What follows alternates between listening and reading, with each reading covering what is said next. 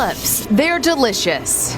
Oh my gosh, so good. So you'd think if you order scallops, you'd get just that, scallops, right? Not always. My team and I are about to go on an ordering spree for scallops. We gathered samples of scallops from restaurants across the USA. Here at Fish House, a popular fish market in New York City, scallops are on prominent display. We ordered fried scallops. Then we sent them to Applied Food Technologies in Florida, where Molly Sims and her colleagues specialize in seafood DNA analysis.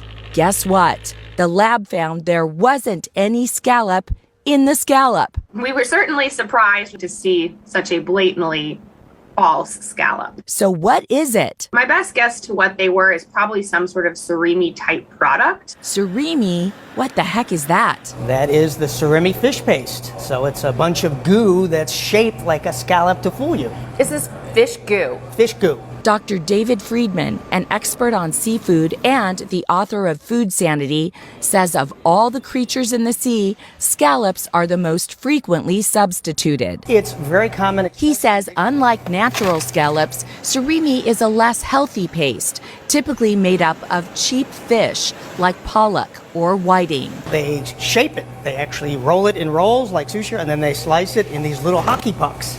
And then they try to fool you into believing that it's the genuine stuff.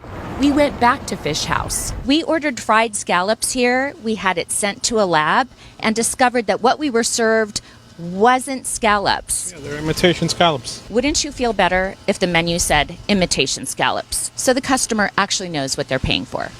Oh, then I would have to. Do you have any idea how many things are imitation? That's why we're doing this investigation. Over at Angel Fish Market, also in the Big Apple, guess what? It was not a scallop. We tried to speak to a manager. Are you serving fake scallops here? She walked away. Later, she confirmed their fried scallops are imitation and that they would change the menu to reflect that.